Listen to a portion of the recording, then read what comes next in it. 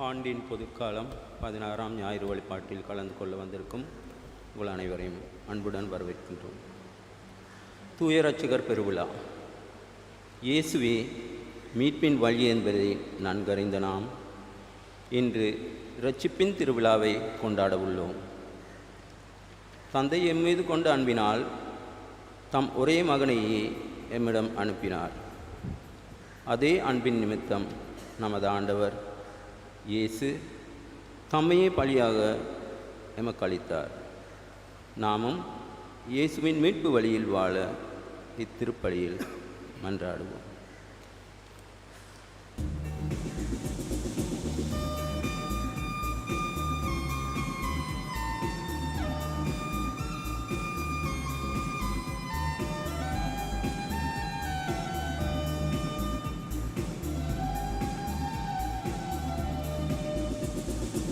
ஆண்டவரெல்லாம் ஆனந்த வெள்ளம் வாராய் திருக்குலமே.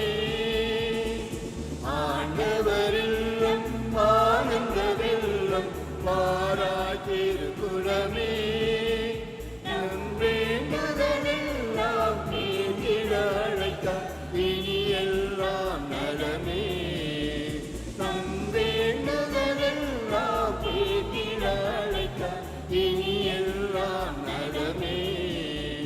இறையாசி பெற்றோரே வாருங்கள், அவர் அருள்மொழி கேளுங்கள். இறையாசி பெற்றோரே வாருங்கள், அவர் அருள்மொழி கேளுங்கள்.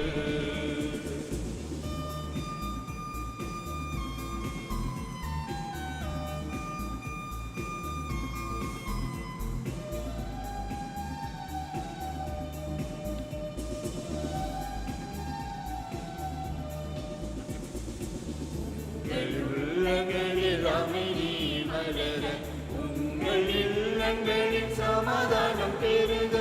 உங்கள் உள்ளங்களில் அமைதி மலர, உங்கள் இல்லங்களில் சமாதானம் பெருக.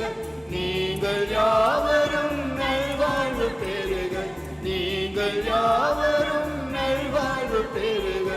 உறவுகள் வளம் பெருக, உங்கள் உறவுகள் வளம் பெருக. இறையாசி பெற்றோரே வாருங்கள், அவர் அருள்மொழி கேளுங்கள். இறையாசி பெற்றோரே வாருங்கள், அவர் அருள்மொழி கேளுங்கள். ஆண்டவரெல்லாம் ஆனந்த வெள்ளம் வாராய் திருக்குலமே. ஆண்டவரெல்லாம் ஆனந்த வெள்ளம் வாராய் திருக்குலமே.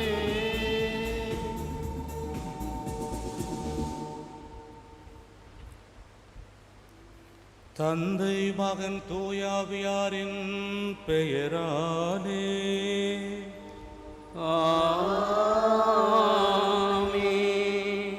நம் ஆண்டவராகிய இயேசு கிறிஸ்துவின் அருளும் கடவுளின் அன்பும் தூய ஆவியானவரின் தோழமையும் உங்கள் அனைவரோடும் இருப்பதாக. உம் ஆன்மாவோடும் இருப்பதாக. இயேசுவில் பிரியமான சகோதர சகோதரிகளே, முன்னுரையில் கேட்டது போல இன்று உலக இரட்சகருடைய பெருவிழாவை இரட்சகர் சபையினராகிய நாங்களும் உலக திருச்சபையும் கொண்டாடி கொண்டிருக்கின்றது. எங்கள் ஒவ்வொருவருக்கும் ஜெபிக்க உங்கள் அன்போடு கேட்டுக்கொள்கிறோம். உலகத்தில் இருக்கின்ற அனைத்து இரட்சகர் சபை குருக்கள், அருள் சகோதரிகள், அருள் சகோதரர்கள், குருமட மாணவர்கள் என் அனைவரையும் நினைவில் கொண்டு நாங்கள் ஒவ்வொருவரும் இந்த நல்லாயனை போல மக்களுக்கு பணிவிடை புரிகின்றவர்களாக, இரக்கமும் அன்பும் வெளிப்படுத்துகின்ற கருவிகளாக உருமாற்றம் பெற ஜெபிக்க கேட்டுக்கொள்கிறேன். இன்றைய நாளில் 40வது நாள் இறந்த நாளை கொண்டாடுகின்ற ராஜலட்சுமி என்ற சகோதரியுடைய ஆன்ம இழைப்பாற்றிற்காக ஜெபிக்க கேட்டுக்கொள்ளப்படுகின்றீர்கள். மேலும் கோகிலா என்பவர் பிரசவத்திற்காக மருத்துவமனையில் சேர்க்கப்பட்டிருப்பதாகவும் சுகப்பிரசவம் கிடைக்க ஜெபிக்க அழைக்கின்றார்கள். மேலும் ஜோயல் நோயல் என்ற உறவுக்கார சிறு பிள்ளைகள் இருவர் பிறந்தநாள் கொண்டாடுகின்றார்கள். அவர்களையும் இறைவன் ஆசீர்வதிக்க ஜெபிப்போம். இந்த திருப்பலியில் தகுதியான முறையில் பங்கெடுக்க தடையாக இருக்கின்ற பாவங்களை நினைத்து பார்த்து மன வருத்தமடைவோம். ஆண்டவருடைய மன்னிப்பையும் இரக்கத்தையும் இறைஞ்சி மன்றாடுவோம்.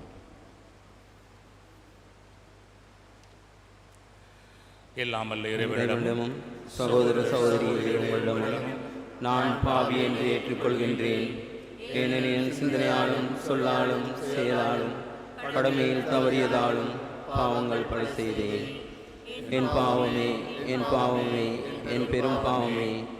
ஆகையால் எப்போதும் கன்னியான புனித மரியாவையும் வானதூதர் புனிதர் அனைவரையும் சகோதர சகோதரிகளையும் உங்களையும் நம் இறைவனாகிய ஆண்டவரிடம் எனக்காக வேண்டிக் கொள்ள மன்றாடுகின்றேன். எல்லாமல்ல இறைவன் நம் மீது இரக்கம் வைத்து நம் பாவங்களை எல்லாம் மன்னித்து நம்மை நிலை வாழ்வுக்கு அழைத்துச் செல்வாராக. ஆமென்.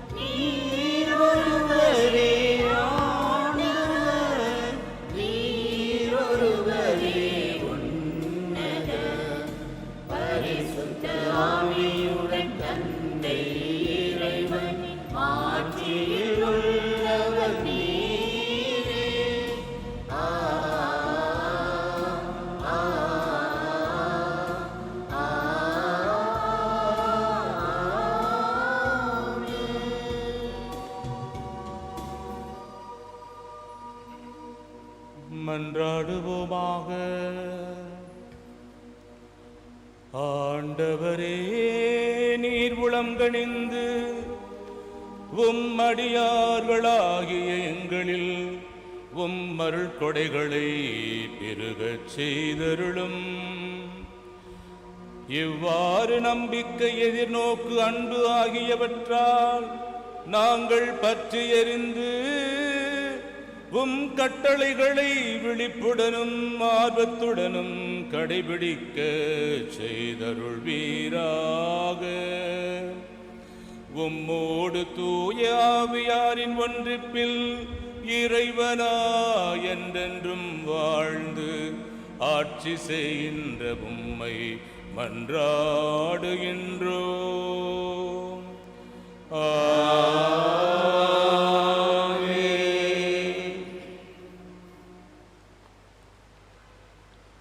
முதல் வாசகம். நான் உங்களுடன் ஓர் என்றுமுள்ள உடன்படிக்கையை செய்து கொள்வேன். ஏசாயா நூலிலிருந்து வாசகம்.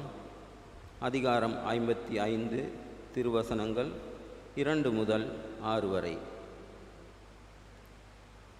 எனக்கு கவனமாய் செவி கொடுங்கள், நல் உணவை உண்ணுங்கள், கொழுத்ததை உண்டு மகிழுங்கள்.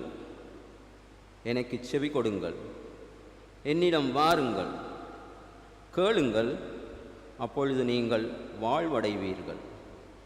நான் உங்களுடன் ஓர் என்றுமுள்ள உடன்படிக்கையை செய்து கொள்வேன். தாவீதுக்கு நான் காட்டிய மாறாத பேரன்பை உங்களுக்கும் காட்டுவேன். நான் அவனை மக்கள் இனங்களுக்கு சாட்சியாகவும் வேற்றினங்களுக்கு தலைவராகவும் தளபதியாகவும் ஏற்படுத்தினேன். இதோ, நீ அறியாத பிற இன மக்களை அழைப்பாய். உன் கடவுளாகிய ஆண்டவரை, இஸ்ராயேலின் தூயவரை முன்னிட்டு உன்னை அறியாத பிற இனத்தார் உன்னிடம் ஓடி வருவர். ஏனெனில் அவர் உன்னை மேன்மைப்படுத்தியுள்ளார்.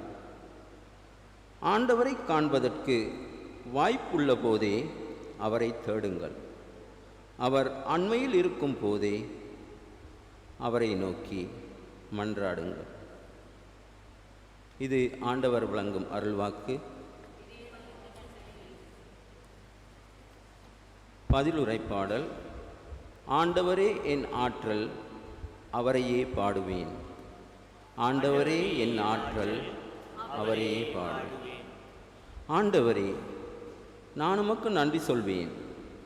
நீர் என்மேல் சினமடையாதீர்.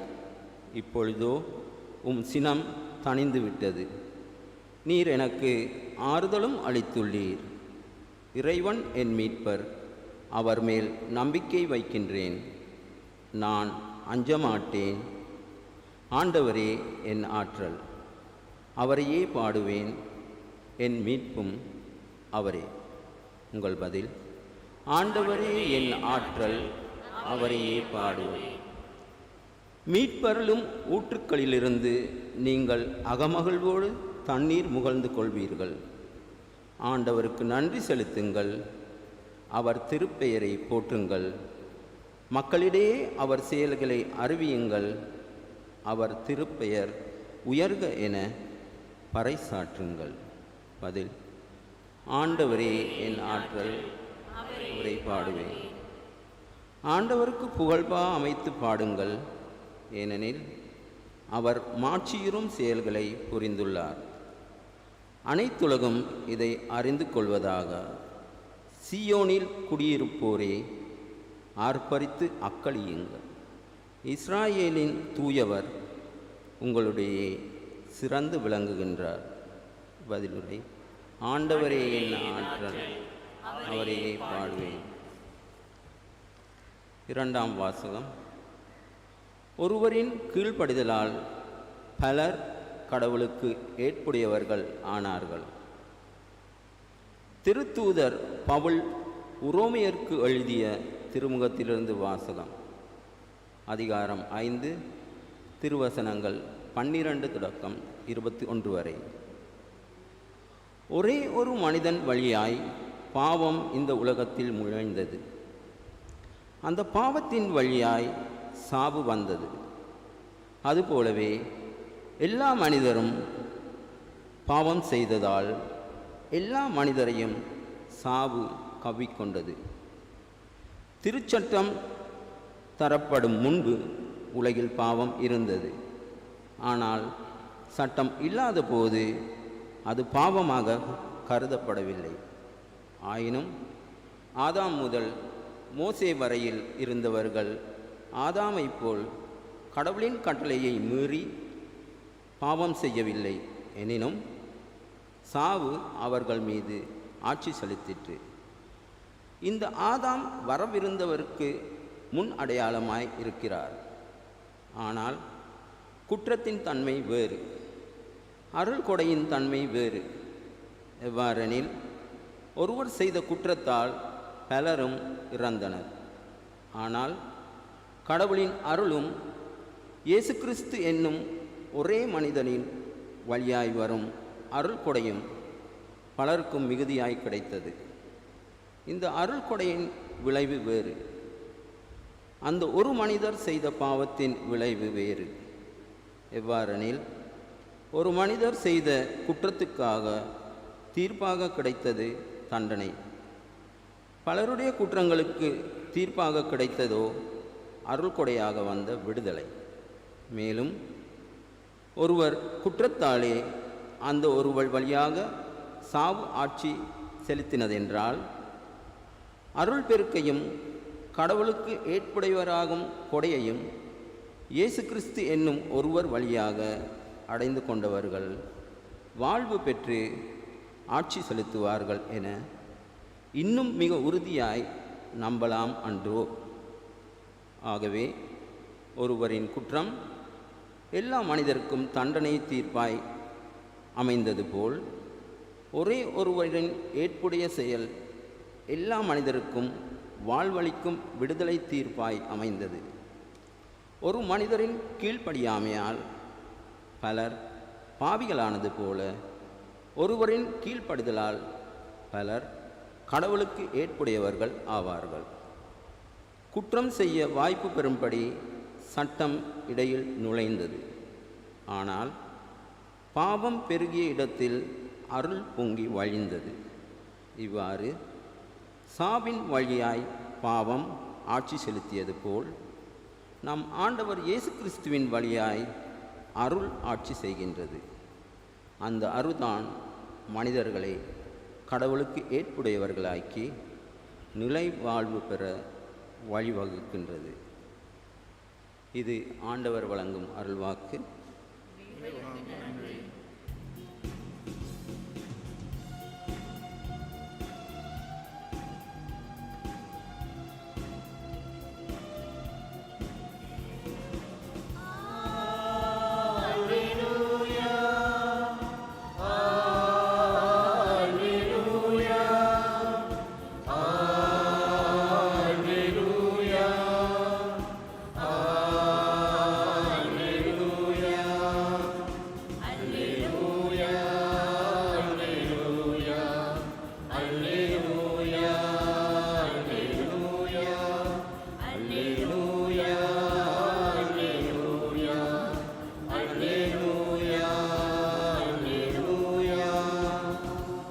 அவர் தம் உயிரை குற்ற நீக்க பலியாக தந்தார்.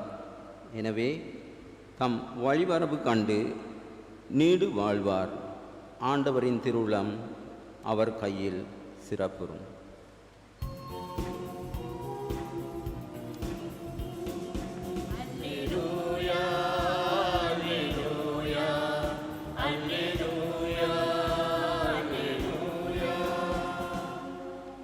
ஆண்டவர் உங்களோடு இருப்பாராக. உம் ஆன்மாவோடும் இருப்பாராக. புனித மார்க்கு எழுதிய தூய நற்செய்தியிலிருந்து வாசகம். ஆண்டவரே மாட்சி உமக்கே.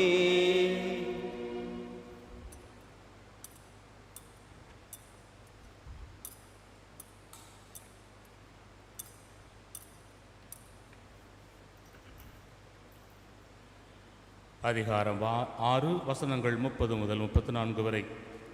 அக்காலத்தில் திருத்தூதர்கள் இயேசுவிடம் வந்து கூடி தாங்கள் செய்தவை கற்பித்தவையெல்லாம் அவருக்கு தெரிவித்தார்கள். அவர் அவர்களிடம், நீங்கள் பாலை நிலத்திலுள்ள தனிமையான ஓரிடத்திற்கு சென்று சற்று ஓய்விடுங்கள் என்றார். ஏனெனில் பலர் வருவதும் போவதுமாயிருந்ததால் உண்பதற்கு கூட அவர்களுக்கு நேரம் கிடைக்கவில்லை. அவர்கள் படகேறி பாலை நிலத்தில் உள்ள தனிமையான ஓரிடத்திற்கு சென்றார்கள். அவர்கள் புறப்பட்டு போவதை மக்கள் பார்த்தார்கள். பலர் அவர்களை இன்னார் என்று தெரிந்து கொண்டு எல்லா நகர்களிலிருந்தும் கால்நடையாகவே கூட்டமாய் ஓடி அவர்களுக்கு முன் அங்கு வந்து சேர்ந்தனர். அவர் கரையில் இறங்கிய போது பெரும் திரளான மக்களை கண்டார். அவர்கள் ஆயரில்லா ஆடுகளைப் போல் இருந்ததால் அவர்கள் மீது பரிவு கொண்டு அவர்களுக்கு பலவற்றை கற்பித்தார். ஆண்டவரின் அருள்வாக்கு. கிறிஸ்துவே உமக்கு புகழ். இயேசுவில் பிரியமான சகோதர சகோதரிகளே, இன்றைய திருவிழாவின் சிந்தனைக்கு ஏற்ற விதமாக இன்றைய வாசகங்கள் இருப்பதால் அதனையே நான் எடுத்திருக்கிறேன். உங்களுக்கு வாசிக்கப்பட்ட இந்த 2 முதல் வாசகங்களும் 2வது வாசகமும் திருவிழாவிற்கான வாசகமாக இருப்பதை நீங்கள் தெரிந்து கொண்டிருக்கலாம். இன்று உலக மீட்பர் திருவிழா. மீட்பர் என்று சொன்னாலே கனிவு, இரக்கம், பண்பு, பாசம், அரவணைப்பு அனைத்தும் கொடுக்கின்ற ஒரு மனிதர், கடவுள் எப்படியும் எடுத்துக்கொள்ளலாம். ஆக இன்றைய சிந்தனையின் மையமாக நான் எடுத்திருப்பது என்னவென்று சொன்னால், அக்கறையும் பரிவும் கொண்டு வழிநடத்துகின்ற கடவுள் நம்முடைய கடவுள். அக்கறையோடும் பரிவோடும் நாம் ஒவ்வொருவரையும் வழி நடத்தக்கூடிய கடவுள் நம்முடைய கடவுள் என்ற சிந்தனையில் நாம் தியானிக்க இருக்கின்றோம். இதைத்தான் நான் எடுத்திருந்த இன்றைக்கு உள்ள வாசகங்கள் 3ம் கூறுகின்றன. முதல் வாசகம் எரேமியா நூலிலிருந்தும், 2வது வாசகம் எபேஸ் மக்களுக்கு எழுதிய பவுலடியாருடைய நூலிலிருந்தும் எடுக்கப்பட்டிருக்கின்ற வாசகங்கள். நான் மறையுரையாற்றும் பொழுது என்ன வாசகம் என்று நீங்கள் தெரிந்து கொள்ளலாம். இந்த 3 வாசகங்களும் கொடுக்கின்ற செய்தி என்னவென்று சொன்னால், ஆண்டவர் ஒரு நல்லாயனைப் போல நம்மை பராமரித்து பாதுகாத்து அன்போடும் பண்போடும் இரக்கத்தோடும் ஆபத்துக்களிலிருந்து மீட்டு கொண்டு வருகிறார். மீட்பர் என்றால் மீட்பவர் தானே. துன்பத்திலிருந்து, ஆபத்திலிருந்து, நோய் நொடியிலிருந்து நம்மை மீட்டு விடுதலை கொடுத்து பக்குவமாய் வழிநடத்தி கொண்டு வருகின்ற கடவுள். அதுதான் மீட்பர் என்றால் அர்த்தம். இன்று நான் சொன்னது போல இந்த உலகத்தில் உள்ள அனைத்து நாடுகளிலும் உள்ள இரட்சகர் சபையினர்கள் எங்களுடைய நாம விழா. நாம விழா என்று சொன்னால் இந்த சபையினுடைய பெயர் இரட்சகர் சபை என்று உங்களுக்கு தெரியும் நினைக்கிறேன். அதை ஆங்கிலத்தில் ரெடெம்டரிஸ்ட் சொல்லுவாங்க. அதனுடைய அர்த்தம் இதுதான். அந்த மீட்பரை, அவருடைய பெயரை தாங்கி கொண்டு அவர் கொடுத்த அந்த இரக்கச் செய்திகளை, கருணை செய்திகளை, அன்பு செய்திகளை இந்த உலகமெங்கும் கொடுக்கின்ற ஒரு கருவிகளாக இந்த இரட்சகர் சபையினர் திகழ வேண்டும் என்ற நோக்கத்தோடு தான் இந்த பெயரை இந்த சபைக்கு சூட்டியிருக்கின்றார்கள். இந்த விழாவானது ஒவ்வொரு ஆண்டும் ஜூலை மாதம் 3வது ஞாயிற்றுக்கிழமை உலக மீட்பர் பெருவிழாவாக கொண்டாடி கொண்டிருக்கின்றது. இங்கே இது இரட்சகர் சபையினுடைய கண்காணிப்பில் இருக்கின்ற ஆலயமாக இருப்பதால் இந்த விழாவையும் அதற்கான வாசகத்தையும் வாசித்திருக்கிறோம். நான் சிந்தனைக்காக இன்றைக்குள்ள வாசகங்களை தேர்ந்தெடுத்திருக்கின்றேன். எனவே இந்த நாளிலே இந்த உலகமெங்கும் இருக்கின்ற இரட்சகர் சபை குருக்கள், அருள் சகோதரிகள், அருள் சகோதரர்கள், குருமட மாணவர்கள், எங்கள் பராமரிப்பின் கீழ் இருக்கின்ற அனைத்து பங்கு மக்கள் ஒவ்வொருவருக்காகவும் நாம் ஜெபிப்போம். அப்படி பார்க்கின்ற பொழுது உங்களுக்காகவும் நாம் ஜெபிக்கத்தான் இருக்கின்றோம். உலகத்தின் பல பகுதிகளில் நாம் எங்கு பார்த்தாலும் மக்களை நல்ல ஆயன் போல நடத்துகின்ற தலைவர்கள் இருந்து கொண்டுதான் இருக்கின்றார்கள். இங்கே அப்படி யாருன்னு உங்களுக்கு நீங்கள் மனசில் நினச்சிக்கிறங்க. இப்போ நான் பார்க்குற போது நான் தமிழகத்தை தான் நினச்சி பார்ப்பேன். எனக்கு இங்கே உள்ள வரலாறு அதிகமாக தெரியாததான் மக்களுக்காக உழைத்தவர்கள் யார் என்பது. இப்போ தமிழ்நாட்டில் பார்த்தீங்கன்னு சொன்னால் கர்ம வீரர் காமராஜர்னு கேள்விப்பட்டிருக்கலாம், அல்லது கக்கன் என்று கேள்விப்பட்டிருக்கலாம். ஒரு பெரிய பொறுப்பில் இருந்தாலும் ஒரு சாதாரண மனிதர்களைப் போல வாழ்ந்தவர்கள், உண்மையான தலைவர்களுக்கு அவர்கள் பேர் போனவர்கள். அவர்களையும் தான் மக்கள் தோற்கடித்தார்கள். அது வேற விஷயம். ஆக மக்களோடு மக்களாக மக்களுக்கு என்னவெல்லாம் செய்ய வேண்டும் என்று சொல்லி ஒரே சிந்தனையில் வாழ்ந்து அந்த மக்களுடைய முன்னேற்றத்திற்காக அந்த மக்களை மீட்டுக்கொண்டு ஏழ்மையிலிருந்து, அறியாமையிலிருந்து, கல்வி இல்லாமையிலிருந்து அவர்களை மீட்டுக்கொண்டு வந்து ஒரு மீட்பர்களாக திகழ்ந்தவர்கள் பல தலைவர்கள். அவர்களில் ஒரு சிலர் இவர்கள்தான். அதே சமயத்தில் பார்க்கின்ற பொழுது மக்கள் மீது அக்கறை இல்லாமல் வாழுகின்ற தலைவர்கள் இந்த உலகத்திலே உண்டு. நாம் யாரையும் குறிப்பாக சொல்லப் போவது கிடையாது. நமக்கே தெரியும், நம்மை ஆளுகின்றவர்கள் இந்த உலகத்திலே எந்த மூலையில் இருந்தாலும் அவர்கள் எப்படிப்பட்ட ஒரு ஆட்சியை நடத்தி கொண்டிருக்கின்றார்கள், அது மக்களுக்கு உகந்ததா இல்லையா என்பதை உங்கள் பார்வைக்கு நான் விட்டு விடுகிறேன். அதை நான் சொல்வதற்காக இல்லை. ஆனாலும் பொதுவாக பேசுகின்ற பொழுது மக்கள் மீது அக்கறை இல்லாமல், அவர்களுக்கு தேவையானதை செய்யாமல், தங்களுக்கு தேவையான காரியங்களை செய்து வாழுகின்ற தலைவர்களும் இன்று நம் மத்தியிலே வாழ்ந்து கொண்டிருக்கின்றார்கள். இந்த காலகட்டத்திலே பல தலைவர்கள் அவருடைய எண்ணங்கள் எல்லாம் இந்த பதவியில் இருக்கின்ற பொழுது என்னால் எவ்வளவு சுருட்ட முடியும், எவ்வளவுக்கு நான் கொள்ளையடிக்க முடியும், எவ்வளவுக்கு நான் சொத்து சேர்க்க முடியும், எவ்வளவுக்கு அடுத்தவர்களை அடக்கி அடுத்தவருடைய சொத்துக்களையும் பொருட்களையும் பறித்து கொண்டு நான் வாழ முடியும் என்று வாழுகின்ற தலைவர்கள் பலர் பலர் பலர், சந்தேகமே கிடையாது. ஆனால் இவர்களுக்கும் மத்தியிலும் இதையும் கடந்து சேவை மனப்பான்மையோடு வாழுகின்ற மக்களும் தலைவர்களும் இருக்கத்தான் செய்கிறார்கள். ஒரு மனிதர் நல்லது செய்தால் நிச்சயமாக நாம் அவரை பாராட்ட வேண்டும். we have to appreciate the good work the people do, no doubt, இல்லைங்களா? யார் ஒருவர் நல்ல காரியம் செய்தாலும் அந்த காரியத்தை நாம் பாராட்ட வேண்டும். அவர் ஆளும் கட்சியாக இருக்கலாம், எதிர்கட்சியாக இருக்கலாம், அல்லது கட்சியை சாராதவராக இருக்கலாம், நம் பங்கில் உள்ளவராக கூட இருக்கலாம்.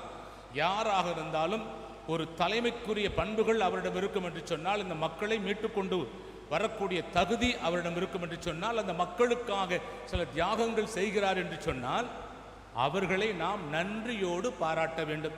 இதுதான் உலக இயல்பு, உலக நியதி. ஆனால் பல சமயங்களில் அதை நாம் செய்வது கிடையாது.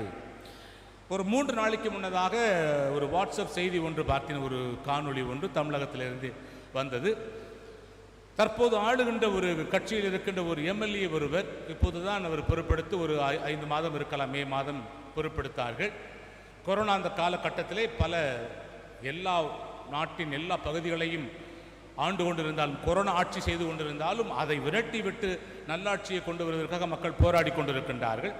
இவருடைய தொகுதியிலே ஏராளமான மக்கள் பாதிக்கப்பட்டு இருப்பதால் வருமானம் இல்லாமல், உணவில்லாமல், இருக்க இடமில்லாமல், அல்லது வாடகை கொடுக்க முடியாமல் பல்வேறு கஷ்டங்கள் அனுபவித்துக் கொண்டிருந்த பொழுது இந்த செய்திகளை கேள்விப்பட்ட இந்த ஒரு தலைவர் தெரு தெருவாக சென்று நிலைமையை தெரிந்து கொண்டு தன்னுடைய சொந்த காசிலிருந்து 75 லட்சம் ரூபாய், இந்திய காசு 75 லட்சம் ரூபாயை அந்த மக்களுக்கு உதவிகள் செய்வதற்காக சர்வசாதாரணமாக கொடுத்திருக்கிறாராம். இவ்வாறு தன்னுடைய சொந்த காசில், அவர் பொறுப்பில் எம்எல்ஏவாக பதவி எடுத்து ஒரு 5 மாதம் கூட இருக்காதுன்னு சொன்னேன் இல்லையா? எந்த பணமும் சேர்த்திருக்கும் வாய்ப்பு கிடையாது. எல்லா இடத்திலும் ஒரே வறுமைகளும் பஞ்சமும் ஓடிக்கொண்டிருக்கிறது இந்த கொரோனாவால். இருந்தாலும் இந்த மக்களுடைய தேவை என்ன என்பதை உணர்ந்து அந்த தலைவன், இளைஞன் தான், 75 லட்சத்தை தாராளமாக கொடுத்திருக்கிறார் என்று சொன்னால் அந்த உண்மையான அந்த மனதுக்கு நாம் நன்றி செலுத்த வேண்டும். இதை நான் சொல்லவில்லை. எதிர்கட்சியைச் சேர்ந்த ஒரு சகோதரன் அவருக்கு போஸ்டர் அடித்து பாராட்டு தெரிவித்திருக்கிறார். அது பெரிய மனசு வேணும். இந்த மாதிரி போஸ்டர் ஓட்டினா என்னுடைய கட்சி என்னை வைத்திருக்குமா, விரட்டி விட்டுருமான்னு கூட கவலைப்படாம நல்லது செய்தால் அவரை பாராட்டுவது மனித மாண்பு என்ற ஒரு கோணத்திலே அந்த சகோதரன் அந்த சேவைகள் செய்த அந்த எம்எல்ஏவை பாராட்டி போஸ்டர் விட்டு இருக்கின்றார். நான் சொன்னது போல பதவிக்கு வந்தால் எவ்வளவு சுருட்ட முடியும் என்று பார்ப்பதற்கு பதிலாக, பதவிக்கு வந்திருந்தாலும் இந்த மக்கள் தான் முக்கியம் என்பதற்காக தன்னுடைய கஜானாவிலிருந்து செலவழித்திருக்கிறாரே, அது பெரிய ஒரு காரியம். இங்கே உங்கள் இலங்கை பணத்தில் எவ்வளோ கூட்டி போட்டு பார்த்துக்கிறங்க, 2.5 மடங்கு கூட்டி பார்த்துக்கிறங்க. இப்போ அவ்வளவு பணத்தை கொடுப்பதற்கு மனது வேண்டும். என்னுடைய தொகுதியினுடைய மக்களுடைய நிலைமை என்ன செய்யலாம், இவர்களை மீட்பதற்கு என்ன செய்யலாம், இவர் உண்பதற்கு என்ன செய்யலாம், இருப்பதற்கு என்ன செய்யலாம், நோயில் அவதிப்படுகின்ற பொழுது நோயிலிருந்து விடுதலை கொடுக்க என்ன செய்யலாம் என்ற ஒரு சிந்தனையோடு வாழுகின்ற ஒரு சில தலைவர்கள் இன்றும் நம் மத்தியில் வாழ்ந்து கொண்டிருக்கின்றார்கள் என்பதற்கு இவரும் ஒரு உதாரணம் தான். இவரை போல பல பேர் இருக்கலாம். இது இப்போது வந்ததால் அதை நான் சொல்லுகிறேன். நீங்களும் பார்த்திருக்கலாம், ஒரு வேளை தமிழக செய்திகளை பார்த்து கொண்டிருந்தால் பார்த்திருக்கலாம், கேட்டிருக்கலாம். இந்த ஒருவரை பற்றி பேசுவதால் ஒரு தனிப்பட்ட கட்சிக்கு ஆதரவு என்ற அர்த்தம் கிடையாது. மாறாக யார் நல்லது செய்தாலும் அவர்களை பாராட்டுவது மனித நேயம் என்பது என்னுடைய கருத்து. இன்றைய நான் எடுத்திருக்கிற முதல் வாசகமானது எரேமியா நூலிலிருந்து எடுக்கப்பட்டிருக்கின்றது. இந்த எரேமியா இறைவாக்கினர் என்பவர் கிறிஸ்து பிறப்பதற்கு முன்னால் 7ஆம் நூற்றாண்டில் பிற்பகுதியிலும் 6ஆம் நூற்றாண்டின் முற்பகுதியிலும் வாழ்ந்தவர். இவர் வாழ்ந்து கொண்டிருந்த பொழுது அந்த நாட்டை ஆண்டு கொண்டிருந்த அரசர்களாலும் அவர்களுக்கு துதிபாடுகின்ற இறைவாக்கினர்கள் குருக்களாலும் நடத்தப்படுகிறது. இந்த அரசனும் மக்களை கண்டுகொள்வது கிடையாது, மக்களை சுரண்டி வாழ்ந்து கொண்டிருக்கின்றான். அந்த அரசன் மக்களை அடக்கி சுரண்டி கொண்டு வாழ்ந்து கொண்டிருக்கின்றான். அவனுக்கு அறிவுரை கூற வேண்டிய இறைவாக்கினர்களும் குருக்களும் சொல்வதற்கெல்லாம் ஆமாசாமி ஆமாசாமி மண்டையாட்டுவது போல மண்டையாட்டி கொண்டு அந்த அரசனுடைய குற்றத்திற்கு துணை போய் கொண்டிருக்கின்றார்கள். இந்த ஒரு காலகட்டத்திலே தான் ஆண்டவர் இறைவாக்கினர் எரேமியாவை அழைத்து இந்த தலைவனும் அவனுடைய அந்த மன்றத்தில் இருக்கின்ற இறைவாக்கினர்களும் குருக்களும் எனது விருப்பத்திற்கு எதிராக செயல்படுகின்றார்கள், எனவே அவர்களுக்கு தண்டனை நிச்சயம் வரவிருக்கின்றது என்ற செய்தியை நீ கொடுக்க போக வேண்டும் என்று சொல்லுகின்றார். வழக்கமாக இறைவாக்கு பணி என்பது ஒரு மோசமான பணிதான். எப்போ அவருக்கு என்ன நடக்கும் தெரியாது. இதன் விளைவாக அவர் வெறுக்கப்படுகிறார், கொள்வதற்கும் ஏற்பாடு செய்கிறார்கள், அவர் காப்பாற்றப்படுகிறார், அது வேறு விஷயம். ஆனால் இந்த எரேமியாஸ் துணிவோடு அந்த அரசனையும் மற்றவர்களையும் பார்த்து இறைவன் சொல்லுகின்ற வார்த்தையை சொல்லுகிறார், கேளுங்கள். என் மேய்ச்சலுக்கு உட்பட்ட ஆடுகளை அழித்து சிதறடிக்கும் மேய்ப்பர்களுக்கு ஐயோ கேடு. என்னுடைய மந்தைங்கிறார் கடவுள். என்னுடைய, அதாவது ஒரு மீட்பர், ஒரு ஆயன் தன் கீழ் இருக்கின்ற மந்தைகளை பராமரித்து பாதுகாத்து நல்ல மேய்ச்சல் நிலத்திற்கு கூட்டிக் கொண்டு போய் பராமரிக்க வேண்டும். ஆனால் இந்த தலைவர்களும் அவர்களுக்கு துதிபாடுகின்ற அடிபருடிகளும் என்ன செய்கிறாங்கன்னு சொன்னால், மக்களை கண்டுகொள்ளாமல் தங்களுடைய பணத்தை நிரப்புவதிலும் தங்களுடைய வாழ்க்கையை மகிழ்ச்சியாக மாற்றிக்கொள்வதிலுமே குறியாக இருக்கின்றார். எனவே தான் அவர் கூறுகின்றார், என் மேய்ச்சலுக்கு, என்னுடைய பவுண்டரியில் உள்ள, இந்த உலகமே அவருடைய பவுண்டரி தான், என்னுடைய மேய்ச்சலுக்கு உட்பட்ட ஆடுகளை அழித்து சிதறடிக்கின்ற மேய்ப்பர்களுக்கு ஐயோ கேடு. நீங்கள் என் மந்தையை சிதறடித்து விட்டீர்கள், அதனை துரத்தி அடித்து விட்டீர்கள், அதனை பராமரிக்கவில்லை. எவ்வளவு ஸ்ட்ரெயிட்டாகவே குற்றச்சாட்டு இதெல்லாம்.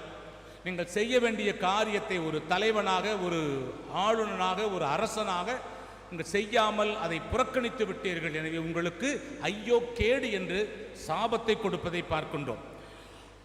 நம்ம கடந்த வாரம் கூட நீங்கள் கேட்டிருந்திருக்கலாம், ஆன்லைனில் இந்த பூசை பார்த்துருந்தாலோ அல்லது என்னுடைய முகநூலில் இருந்தாலும் உங்களுக்கு வந்திருக்கலாம், வாட்ஸ்அப்பில் தான் வந்திருக்கும். அருள் தந்தை ஸ்டேன் சுவாமி என்பவரை பற்றி போன வாரம் சிந்தித்தோம். இன்றைய வாசகத்திற்கும் அவரை நாம் ஒப்பிட்டு பார்க்கலாம், கொஞ்சமாக, ரொம்ப பேச வேண்டாம். ஒரு இறைவாக்கு வாழ்க்கை வாழ்ந்தவர். அவர் வாழ்ந்த பகுதியில் இருந்த ஆளுநர்களும் அரசர்களும் ஏழை எளிய மக்கள், அந்த பழங்குடி மக்களுடைய சொத்துக்களை பறித்து கொண்டு, அவருடைய உரிமைகளை பறித்து கொண்டு, அவர்களை அடக்கி அந்த மந்தையை சிதறடிக்க பார்க்கின்ற வேளையிலே இவர் துணிந்து நிற்கிறார். நீங்கள் செய்வது தவறு, இந்த இடம் இவர்களுக்கு சொந்தமானது, இவர்களை நீங்கள் விரட்ட முடியாது, இவர்கள் உரிமையை பறிக்க முடியாது என்று குரல் கொடுத்தார். அந்த குரல் கொடுத்ததற்கு வந்த விளைவுதான் அவருக்கு தேவையில்லாத வழக்கும் சிறைவாசமும், இறுதியில் கொரோனா தொற்றால் பாதிக்கப்பட்டு சரியான மருத்துவ உதவிகள் கிடைக்காமல் மரித்து போனார் ஜூலை மாதம் 5ஆம் தேதி. அதுவும் இப்பொழுது நடந்த ஒரு செய்திகள் தான். ஆக இறைவாக்கு வாழ்க்கை என்பது தன்னுடைய உயிரை துச்சமென வைத்து, யாருக்காக? என்னுடைய தேவைக்காக அல்ல, இந்த மக்களுடைய தேவைக்காக, இந்த மக்களை மீட்பதற்காக ஒருவன் உயிரை கொடுப்பது தான் இறைவாக்கு வாழ்க்கை. அந்த வாழ்க்கை தான் ஒவ்வொரு மீட்பருக்கும் கிடைக்கும். அந்த ஒரு வாழ்க்கை தான் நல்லதொரு தலைவர்களுக்கு கிடைக்கும். பொல்லாத தலைவர்கள் மகிழ்ச்சியாக வாழ்ந்து கொண்டிருப்பார்கள், நல்ல தலைவர்கள் கஷ்டப்பட்டு கொண்டிருப்பார்கள், வேதனைப்பட்டு கொண்டிருப்பார்கள். பிரியமான சகோதரனே, சகோதரியே, ஆண்டவர் தெளிவாக கூறுகிறார், இவ்வாறு மக்களை சரியான முறையில் ஆளாமல் தங்கள் மனம் போன வழியில் வாழுகின்ற தலைவர்களை எச்சரித்து அவர்களை அவர்களுடைய அரியணை நின்று தூக்கி எறிந்து விடுவார். நேர்மையான நல்ல தலைவர்களை தேர்ந்தெடுப்பார் கடவுள் என்ற ஒரு செய்தியை அவர்களுக்கு கொடுக்க வேண்டும் என்று சொல்லிதான் அவர் இறைவாக்கினர் எரேமியாவை அனுப்பி வைக்கிறார். அவர் கூறுகின்றார், பாருங்கள், அந்த மக்களை மகிழ்ச்சியாக வாழ வைக்க மீட்பரை அனுப்புவேன் என்ற ஒரு முன்னறிவிப்பையும் அவர் கொடுக்கின்றார். அதுவும் தாவீதின் வழிமறைவிலிருந்து மீட்பர் உங்களுக்கு தோன்றுவார், இந்த உலகத்தை மீட்கக்கூடிய அரசர் தோன்றுவார் என்ற முன்னறிவிப்பையும் இறைவாக்கினர் எரேமியா மூலமாக அவர் கூறுவதை நாம் கேட்கலாம். எனவே பிரியமான சகோதரனே, சகோதரியே, இந்த எச்சரிக்கையானது அன்று வாழ்ந்த தலைவர்களுக்கு மட்டுமல்ல, இன்று வாழுகின்ற தலைவர்களுக்கும் தான். அது நீங்களாக இருக்கலாம், நாங்களாக இருக்கலாம். எங்கள் மந்தைக்கு கீழ் கொடுக்கப்பட்டிருக்கின்ற மக்களுக்கு நாங்கள் ஒரு மீட்பராக இருக்க வேண்டும். ஒரு குடும்ப தலைவராக இருந்தால் குடும்பத்தில் உள்ளவர்களுக்கு நீங்கள் ஒரு மீட்பராக இருக்க வேண்டும். இந்த பங்கிலே நீங்கள் பணியாற்றி கொண்டிருந்தால், ஏதாவது ஒரு பக்த சபையிலோ அல்லது அருள் பேரவையிலோ நீங்கள் பணியாற்றி கொண்டிருந்தால், உங்களுடைய ஆசாபாசங்களை எல்லாம் ஒழித்து வைத்துவிட்டு, மறைத்து அடக்கி வைத்துவிட்டு அல்லது ஒழித்துவிட்டு மக்களுக்கு என்ன செய்ய வேண்டும், இந்த பங்கிற்கு என்ன செய்ய வேண்டும் என்றுதான் நினைத்து பார்க்க வேண்டுமே ஒழிய, இது என்னமோ பெரிய ஒரு கௌரவம் போல நினைத்து கொண்டு மக்களை அடக்கி ஆள்வது கூடாது. நான் சொல்வதை கீழ், நீ சொல்லக்கூடாது என்று சொல்லக்கூடிய தலைவர்களும் என் பங்குகளில் கூட இருக்கின்றார்கள். பிறரை கூட பேச விடாமல் தாங்களே பேசுகின்ற மக்களாகவும் இருக்கின்றார்கள். அது ஒரு நல்ல தலைமைக்குரிய பண்புகள் அல்ல. தேவையான சமயத்தில் நாம் சொல்லலாம், தவறு கிடையாது. அதுதான் உண்மையான தலைவருக்குள்ள பண்புகள். ஆக இறைவன் அன்று சாடுகின்றது அந்த அரசர்களை மட்டுமல்ல, இன்று வாழுகின்ற ஒவ்வொருவரையுமே அவர் கோபப்படுகின்றார், இந்த தீர்ப்பை கொடுத்து கொண்டிருக்கின்றார் என்பதுதான் உண்மை. அந்த இரண்டாவது வாசகமானது பவுலடியார் எபேசு நகர மக்களுக்கு எழுதிய மடலிலிருந்து வருகின்றது. அவர் கூறுகின்றார், இந்த மீட்பராம் இயேசு, கடவுளாம் இயேசு இரண்டு இனங்களை ஒன்றிணைக்க வந்திருக்கிறார் என்று கூறுகின்றார். எந்த இரண்டு இனம்? யூத இனத்தையும் புறவினத்தையும் ஒன்று சேர்க்கின்றது. ஒரு ஆயனுடைய பண்பு, நல்ல தலைவனுடைய பண்பு இரண்டு இனங்களை ஒன்று சேர்ப்பதுதான், இரண்டு இனங்களை துண்டுபடுத்துவது அல்ல. உலகத்தின் பல நாடுகளில் வாழுகின்ற தலைவர்கள் அப்படித்தான் வாழ்ந்து கொண்டிருக்கின்றார்கள். இங்கேயும் அதுதான் நடக்கிறது. எனவேதான் அவர் கூறுகின்றார், இரண்டு பட்டு கிடந்த யூதர்களையும் புறவினத்து மக்களையும் ஒன்றிணைக்க பாடுபட்டார். ஆக கிறிஸ்து வாழும் போதும் அவருக்கு பின்னால் வாழுகின்ற நாமும் அதே கடமையை செய்யத்தான் அழைக்கப்பட்டிருக்கின்றோம். அதற்காகத்தான் இறைவன் கல்வாரி மலையிலே உயிரை இழந்திருக்கிறார். ஆக இந்த உயிரை கொடுத்தது எதற்காக? இந்த இரண்டு இனங்களையும் ஒன்றிணைப்பதற்காக, ஒன்றாக கொண்டு வருவதற்காக. அவர் தன் உடலில் துன்பங்களை ஏற்றார், தடைகளை உடைத்தெறிந்து அவர்களை ஒன்றுபடுத்தினார் ஆண்டவர் என்ற செய்தியைத்தான் பவுலடியார் கூறுகின்றார். தாமே துன்புற்று பகைமை அளித்தார், சிலுவையின் வழியாக இரு இனத்தவரையும் ஓருடலாக்கி கடவுளோடு ஒப்புரவாக்கும்படி இவ்வாறு செய்தார் என்று பவுலடியார் மீட்பராம் இயேசு கிறிஸ்துவை பற்றி தெளிவாக கூறுகின்றார். ஆக மீட்பர் இயேசு இந்த ஒப்புரவு பணியை நாமும் தொடர்ந்து செய்ய வேண்டும். நம் பங்குகளுக்குள் பிரிவுகள் இருந்தாலும், குடும்பத்தில் பிரிவுகள் இருந்தாலும், மன்னித்து ஏற்றுக்கொண்டு வாழக்கூடிய அதே சமயத்தில் அவர்களும் தங்கள் தவறை உணர வேண்டும். ரெண்டும் பார்க்கணும். மன்னிப்பு மன்னிப்பு என்று கொடுத்து கொண்டு அவர்கள் மாறாமல் இருந்தால் அது பிரயோஜனம் கிடையாது. நான் மன்னிப்பை கொடுக்கின்ற பொழுது யாருக்காக மன்னிப்பை கொடுக்கின்றேனோ அவர்கள் தங்கள் தவறுகளை திருத்தி கொண்டு புதிய வழியில் வாழ வேண்டும். அப்பேற்பட்ட சமயத்தில் தான் அந்த இரு பிளவுகள் ஒன்றிணைய முடியும் என்ற ஒரு செய்தியையும் அவர் கொடுப்பதை பார்க்கின்றோம். நற்செய்தி வாசகத்துக்கு வருகின்ற பொழுது இறைவன் தன்னுடைய அக்கறையையும் பரிவையும் வெளிப்படுத்துகின்றார். கடந்த வாரம் பார்த்தோம், இயேசு தன் சீடர்களை இருவராக நற்செய்தி பணிக்கு அனுப்புகின்றார். சில அதிகாரங்களை கொடுத்து அனுப்புகின்றார். நோய்களை சுகப்படுத்த, பேய்களை விரட்ட, இப்படி பல அதிகாரங்களை கொடுத்து அவர் அனுப்புகின்றார். இந்த பணிகள் முடிந்த பிறகு இன்று அவர்கள் வருகின்றார்கள், இயேசுவிடம் வருகின்றார்கள். நானும் 1998ஆம் ஆண்டு குருவானவராக திருநிலைப்படுத்தப்பட்டேன். குருவாக ஆனவுடன் எங்களுக்கு தனி பயிற்சி இருக்கும். மறையுரை எழுதுவதற்கு எப்படி நாங்கள் மறையுரை எழுத வேண்டும், தவறில்லாமல் எழுதுகிறோமா, தவறுகளை திருத்தி நாங்கள் அதை பிரசங்கம் செய்து அதை எங்களுக்கு பாசிட்டிவ் நெகட்டிவ் நேர்மறை எதிர்மறையாக சொல்லுவார்கள். இதை இப்படி சொல்ல வேண்டும் அப்படி சொல்ல வேண்டும் சொல்லுவார்கள். இப்படியாக ஒரு 10 மாதம் பயிற்சி பெற்ற பிறகு முதன் முறையாக சென்னை மாநகரிலே ஒரு 3 பங்குகளில் தவக்காலத்தில் தொடர்ந்து தியானம் கொடுக்க போனோம். முதலாக அந்த கருப்பங்கியை போட்டுக்கிட்டு பிரசங்கம் பண்ண போகும்போது ஏராளமான மக்களை பார்த்தபோது இனம் புரியாத ஒரு மகிழ்ச்சி. நான் ஒரு சாதாரண அற்பமானவன், இதோ இறைவன் என்னை தேர்ந்தெடுத்து இந்த பணிக்கு அழைத்திருக்கின்ற பொழுது ஏராளமான மக்கள் என் மூலமாக இறைவன் கொடுக்கின்ற செய்தியை கேட்க வந்திருக்கின்றார்கள் என்ற ஒரு பெருமை. அந்த பிரசங்கம் முடிந்தவுடன், அந்த வழிபாடு முடிந்தவுடன் பலர் ஓடி வந்து ரொம்ப நன்றாக இருந்தது பாத, இறை வார்த்தை நன்றாக உடைத்தீர்கள், உங்கள் ஜெபம் நன்றாக இருந்து சொல்லுகின்ற பொழுது எனக்கு சில சமயம் ஒரு மண்டக்கணை வர்றது மாதிரி இருந்தாலும் அடக்கி கொண்டு, உண்மைதான், ஒரு பெருமை, ஒரு கௌரவம் வந்தது. அதைத்தான் இன்றைய வாசகம் கூறுகின்றது. சீடர்கள் அந்த பணி முடித்துவிட்டு வருகின்றார்கள். அப்போது இறைவன் ஒரு தாய் தன் பிள்ளையின் தேவையை உணர்வதைப் போல உணர்ந்து கூறுகின்றார், நீங்கள் டயர்டாக இருப்பீர்கள், நீங்கள் களைப்பாக இருப்பீர்கள், உங்களுக்கு ஓய்வு தேவை, எனவே நாம் வழக்கமாக செல்லக்கூடிய பாலை நிலத்திற்கு போகும் வாருங்கள் என்று அவர்களை அழைக்கின்றார். இவ்வாறு அழைத்து கொண்டு அப்போ அங்கே வந்து அக்கறை வருகிறது. அவர்களுக்கு தேவை ஓய்வு. கஷ்டப்பட்டு உழைத்து வந்திருக்கின்றார்கள்.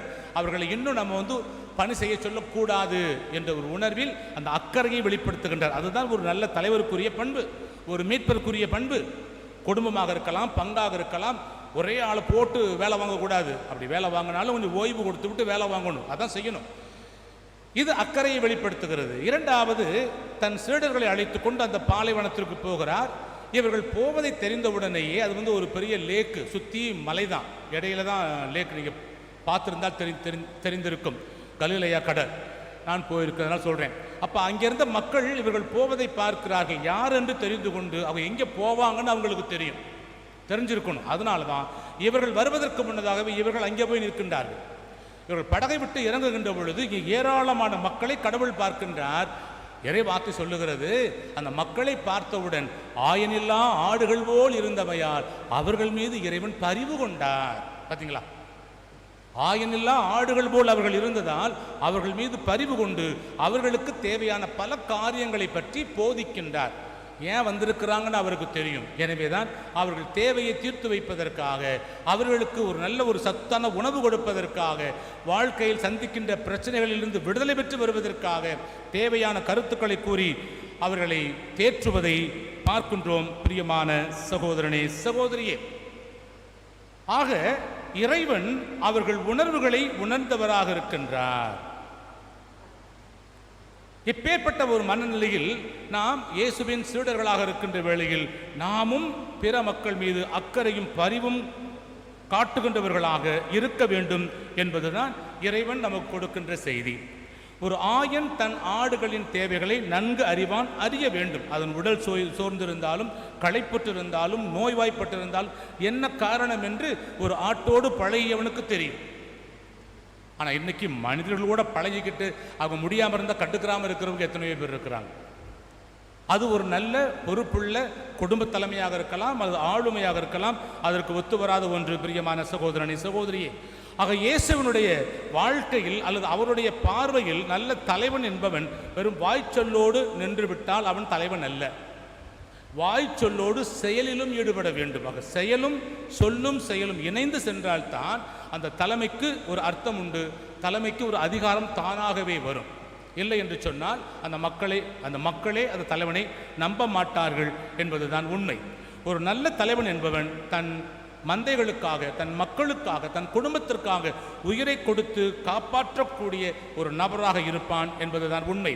ஆனால் இன்று பல பேர் விளம்பரங்களில் வருவதற்காக பொய் வாக்குறுதிகளை கொடுத்து எதை செய்வோம் அதை செய்வோம் என்று சொல்லிவிட்டு ஒன்றையுமே செய்யாமல் மக்கள் கண்களிலே மண்ணை தூவிவிட்டு போகின்ற பல தலைவர்கள் இந்த உலகத்திலே வாழ்ந்து கொண்டிருக்கின்றார்கள். அது வேதனைப்படக்கூடிய ஒன்றுதான். பிரியமான சகோதரனே, சகோதரியே, நேற்று ஒரு செய்தி ஒன்று பார்த்தேன். உக்ரைன் நாட்டு புதிதாக பொறுப்பேற்றிருக்கின்ற அந்த நாட்டினுடைய தலைவர் கூறுகின்றாராம், என் புகைப்படங்கள் உங்கள் அலுவலகத்தில் தொங்குவதில் எனக்கு உடன்பாடு கிடையாது. பாருங்க, இன்னைக்கு எல்லாருமே வந்தால் என் ஃபோட்டோவை முதல்ல மாட்டிவீங்க அப்படிம்பாங்க. இவர் சொல்றாரு, என்னுடைய புகைப்படங்களை உங்களுடைய அலுவலகங்களில் தொங்க விட எனக்கு உடன்பாடு கிடையாது. ஒருவேளை நீங்கள் ஏதாவது ஃபோட்டோ வைக்கணும்னு ஆசைப்பட்டீங்கன்னா உங்கள் பிள்ளைகளுடைய ஃபோட்டோவை வைங்க. உங்கள் பிள்ளைகளுடைய ஃபோட்டோவை வச்சுட்டு அதை பார்க்குற பொழுதெல்லாம் உங்கள் பிள்ளைகளுக்கு என்னென்ன நல்ல காரியம் செய்ய நினைப்பீர்களோ அதையெல்லாம் நீங்கள் ஆளுகின்ற மக்களுக்கு செய்யுங்கள் என்று கூறுகின்றாராம். என்ன ஒரு தத்துவம் பார்த்தீர்களா? தன்னை முதன்மைப்படுத்தாமல் இந்த மக்களை முதன்மைப்படுத்தி அவர்களுக்கு ஏற்ற ஒரு தலைவனாக நீ வாழ வேண்டும் என்பதைத்தான் அந்த தலைவன் கூறியிருக்கின்றார். அதைத்தான் ஆண்டவர் கூறுகின்றார். நல்ல ஆயனாக, நல்ல மீட்பனாக, தனக்கு கீழ் இருக்கின்ற மந்தைகளை காப்பாற்ற அவர்களுக்காக உயிரையும் கொடுக்கக்கூடிய ஒரு தலைவனாக வருகிறார் என்று சொன்னால் அப்பேற்பட்ட தலைவர்களாக ஆண்டவர் மட்டுமல்ல அவரை பின்பற்றுகின்ற நாமும் இருக்க வேண்டும் என்ற ஒரு செய்தியைத்தான் அவர் நமக்கு கொடுத்து கொண்டிருக்கின்றார். பிரியமான சகோதரனே, சகோதரியே, ஆக நல்ல தலைவர்களாக நமது சமுதாயத்தில் நாம் தேர்ந்தெடுக்க வேண்டும். அடக்குமுறை, சர்வாதிகாரம் இல்லாத ஒரு தலைமை எங்கு இருக்கிறதோ அங்கே அந்த மக்கள் மகிழ்ச்சியாக வாழ்வார்கள் என்பதில் சந்தேகமே கிடையாது. அது ஆலயத்திலும் சரி, திருச்சபையிலும் சரி, சமுதாயத்திலும் சரி, எங்கிருந்தாலும் தலைமை பண்பு என்பது ஒன்றுதான். மக்களுக்காக பணியாற்றுகின்ற பண்புதான். அது பங்கு தந்தையாக இருக்கலாம், உதவி பங்கு தந்தையாக இருக்கலாம், கர்தினாலாக இருக்கலாம், யாராகவும் இருக்கலாம். மக்களுக்காக சேவை செய்வதை விட்டுவிட்டு வழி மாறினால் அவர்கள் தலைவர்களாக கருதப்பட மாட்டார்கள். அது எல்லோருக்கும் பொதுவான ஒரு கருத்து. இந்த கருத்துக்களோடு மக்களுக்கு சேவை செய்கின்ற நல்ல தலைமை பண்போடு வாழ வேண்டும், மீட்கின்ற மீட்பர்களாக மாற வேண்டும் என்ற ஒரு செய்தியினைத்தான் இன்றைய வாசகங்கள் நமக்கு கொடுக்கின்றது. எனவே மக்களில் ஒருவராக, மக்களுக்காக உழைக்கின்ற ஒரு தலைவராக, பரிவும் அக்கறையும் கொண்டு தலைவராக வாழ தேவையான வரத்தை நாம் மீட்பராம் இயேசு இந்த நாளிலே அனைவருக்கும் தர வேண்டும் என்று சொல்லி அவரையே பார்த்து மன்றாடுவோம். ஆமென். அனைவரும் எழுந்து நம்முடைய விசுவாசத்தை அறிக்கையிடுவோம். ஒரே கடவுளை நம்புகின்றேன், விண்ணகமும் மன்னகமும் காண்பவை காணாதவை யாவும் படைத்த எல்லாம் வல்ல தந்தை அவரே, கடவுளின் ஒரே மகனான உதித்த ஒரே ஆண்டவர் இயேசு கிறிஸ்துவை நம்புகின்றேன். இவர் காலங்களுக்கெல்லாம் முன்பே தந்தையிடமிருந்து பிறந்தார். கடவுளின் கடவுளாக, ஒளியின் நின்று ஒளியாக, உண்மை கடவுளின் நின்று உண்மை கடவுளாக உதித்தவர். இவர் உதித்தவர், உண்டாக்கப்பட்டவர் அல்லர், தந்தோடு ஒரே பொருளானவர். இவர் வழியாகவே யாவும் படைக்கப்பட்டன. மனிதர் நமக்காகவும் நாம் மீட்புக்காகவும் விண்ணகம் இறங்கினார். தூய ஆவியால் கன்னிமரிடம் உடலெடுத்து மனிதனானார். மேலும் நமக்காக போந்திய பிலாத்தின் அதிகாரத்தில் சிலுவையில் அறையப்பட்டு இருந்து அடக்கம் செய்யப்பட்டார். மறைநூல்களின்படி 3ஆம் நாள் உயிர்த்தெழுந்தார். விண்ணகத்திற்கு எழுந்தருளி எல்லாம் வல்ல தந்தையின் வலப்பக்கம் வீற்றிருக்கின்றார். வாழ்வோரையும் இறந்தோரையும் தீர்ப்பிட மாட்சியுடன் மீண்டும் வரவிருக்கின்றார். அவரது ஆட்சிக்கு முறிவிராது தந்தையிடமிருந்து மகனிடமிருந்து புறப்படும் ஆண்டவரும் உயிரளிப்போருமான தூய ஆவியாரை நம்புகின்றேன். இவர் தந்தையோடும் மகனோடும் ஒன்றாக ஆராதனையும் மாட்சியும் பெறுகின்றார். இறைவாக்கினர்கள் வாயிலாக பேசி வருவரே, ஒரே புனித கத்தோலிக்க திருத்தூதர் வழியிலும் தீராவையும் நம்புகின்றேன். மன்னிப்புக்கான ஒரு திருப்பத்தை ஏற்றுக்கொள்கின்றேன். இறந்தோரின் உயிர்ப்பையும் வரவிருக்கும் வாழ்வையும் எதிர்பார்க்கின்றேன். ஆமென். இறைவன் நம் மீட்பராக இருக்கிறார், நம் மீது அக்கறையும் பரிவும் கொண்டவராக இருக்கிறார்.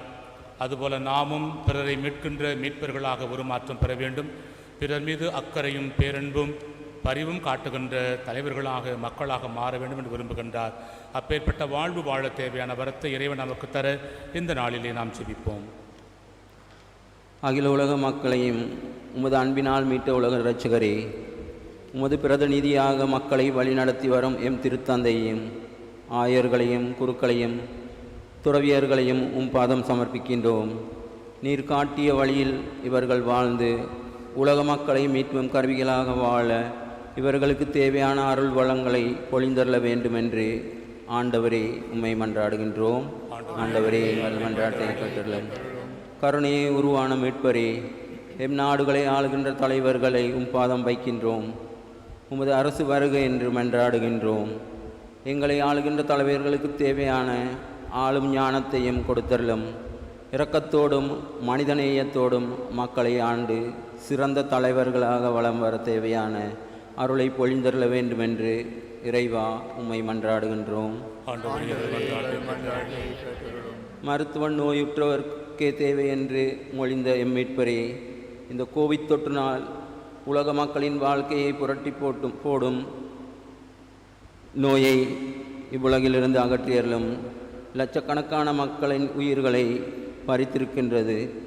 அதன் தாக்கம் இன்னும் குறையாமல் இருக்கின்ற நாடுகளையும் எமது நாட்டையும் இந்த வைரஸ் தொற்றிலிருந்து விடுவித்து நிலையான மகிழ்வை தந்தருள வேண்டுமென்று இறைவா உம்மை மன்றாடுகின்றோம். பொறுமையும் இரக்கமும் நிறைந்த இரட்சகரே, உமது சாட்சிகளாக வாழ விரும்புகின்ற நாங்கள் உம்மிடம் மிகுந்து விளங்குகின்ற இந்த பண்புகளை வாழ்ந்து காட்டவும், குறிப்பாக மனிதநேய மிக்கவர்களாக வாழ்ந்து இயேசுவே உலக மீட்பர் என்று அறிக்கையிடும் மக்களாக வாழத் தேவையான அருள் வரங்களை பொழிந்தருள வேண்டுமென்று இறைவா உம்மை மன்றாடுகின்றோம். நம்முடைய தனிப்பட்ட தேவைகளுக்காக ஜெபிப்போம். நம்மை ஆளுகின்ற தலைவர்களுக்காக ஜெபிப்போம்.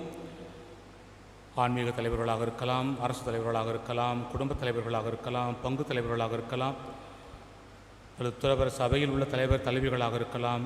ஒவ்வொருவருக்காகவும் ஜெபிப்போம். அனைவரும் அக்கறையும் பரிவும் கொண்டவர்களாக, பிறருடைய உள்ளங்களை புரிந்து கொண்டு ஒரு தாயைப் போல தேற்றுகின்றவர்களாக நாம் ஒவ்வொருவரும் மாற இறைவன் நமக்கு அந்த மனப்பக்குவத்தை தர ஜெபிப்போம். ஜெப உதவி கேட்டிருக்கின்ற ஒவ்வொரு பிள்ளைகளுக்காகவும் நாம் ஜெபிப்போம். மருத்துவமனையில் இருக்கின்ற மக்களுக்காக ஜெபிப்போம். இது 3வது அலை வரும் என்ற ஒரு பயமுறுத்தி கொண்டிருக்கின்ற இந்த வேளையிலே அது வராமல் இருக்கவும், வந்தால் மக்கள் பாதுகாக்கப்படவும் நாம் ஜெபிப்போம். இந்த ஜெபங்களை எல்லாம் எங்கள் ஆண்டவராகிய கிறிஸ்து வழியாக உம்மை பார்த்து மன்றாடுகின்றோம். ஆமென்.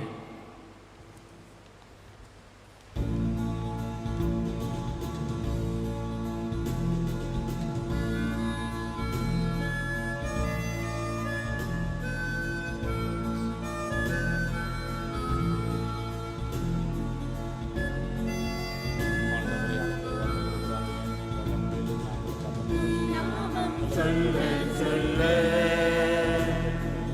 என் நெஞ்சம் மகிழுதையா,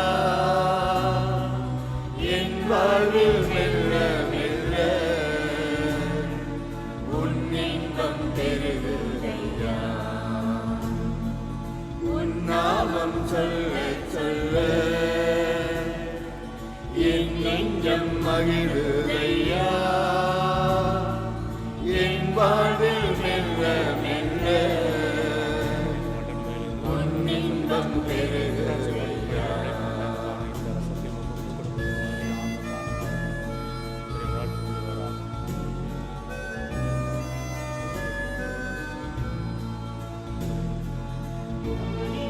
தேரோடே காணிக்கை வந்தாலும் உனக்கது ஈடாகுமா? மாணிக்க தேரோடு காணிக்கை வந்தாலும் உனக்கது ஈடாகுமா? உலகமே வந்தாலும் உறவுகள் நின்றாலும் உனக்கது ஈடாகுமா? உன் நாமம் சொல்ல சொல்ல என் நெஞ்சம் மகிழுதையா, என் வாழ்வில் மெல்ல மெல்ல உன் இன்பம் பெருகுதையா. பிரியமான சகோதரனே சகோதரியே, என்னுடையதும் உங்களுடையதுமான இப்பலி எல்லாம் வல்ல வானக தந்தைக்கு ஏற்றதாகும்படி ஜெபியுங்கள். ஆண்டவர் தமது புகழ்ச்சிக்காகவும் நாட்டுக்காகவும் நமது நன்மைக்காகவும் புனித திருவிழாவின் நன்மைக்காகவும் உமது கையில் பலியை ஏற்றுக்கொள்வாராக. எங்கள் மீட்பரான கடவுளே, பழைய ஏற்பாட்டு பல்வேறு பலிகள் உம் திருமகனின் நிறைவான ஒரே பலியில் முழுமை பெற செய்தி. ஆபேலின் காணிக்கைகள் மீது ஆசி வழங்கி புனிதப்படுத்தியது போல உமது மாட்சியின் மேன்மைக்காக இறைப்பற்றுள்ள உம்மடியார்கள் ஒவ்வொருவரும் செலுத்தும் பலியை ஏற்று அது அனைவரின் மீட்புக்கும் பயன்பட செய்தருள்வீராக. எங்கள் ஆண்டவராகிய கிறிஸ்து வழியாக உம்மை மன்றாடுகின்றோம்.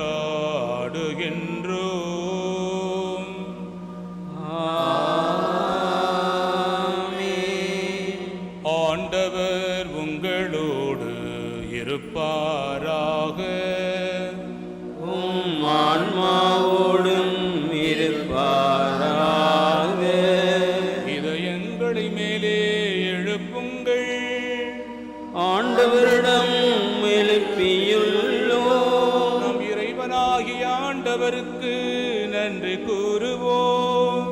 அது தகுதியும் நீதியும் ஆனதே.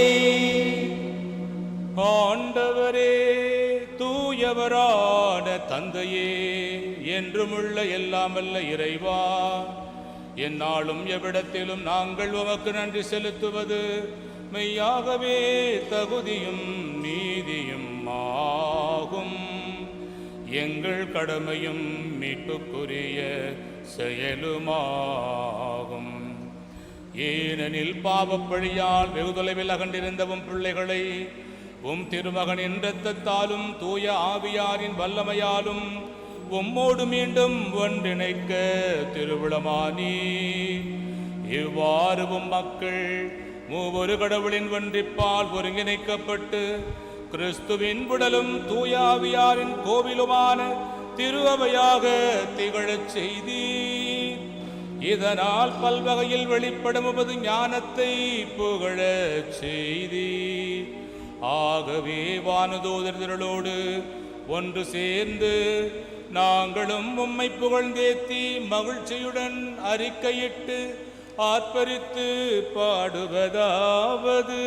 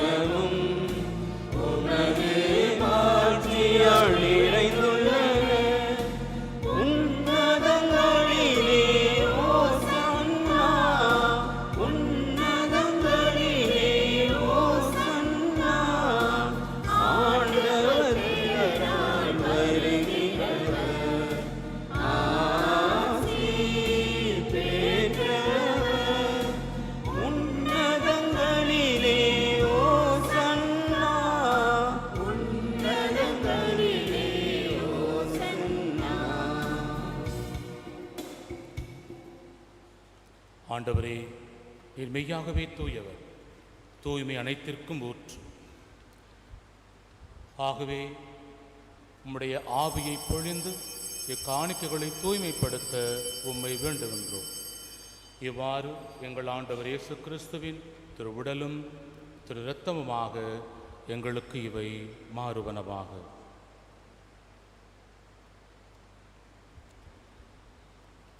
அவர் பாடுபட உளம் கனிந்து தம்மை கையளித்த போது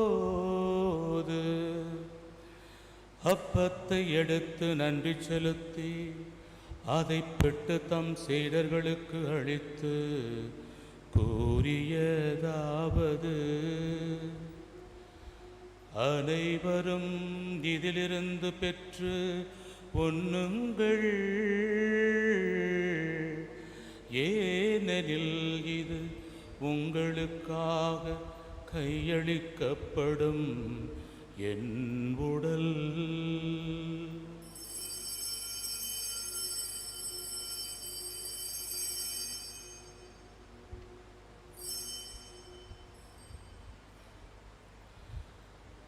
அவ்வண்ணமே இரவு விருந்தை அருந்திய பின் கிண்ணத்தையும் எடுத்து மீண்டும் உமக்கு நன்றி கூறி தம் சீடர்களுக்கு அளித்து அவர் கூறியதாவது: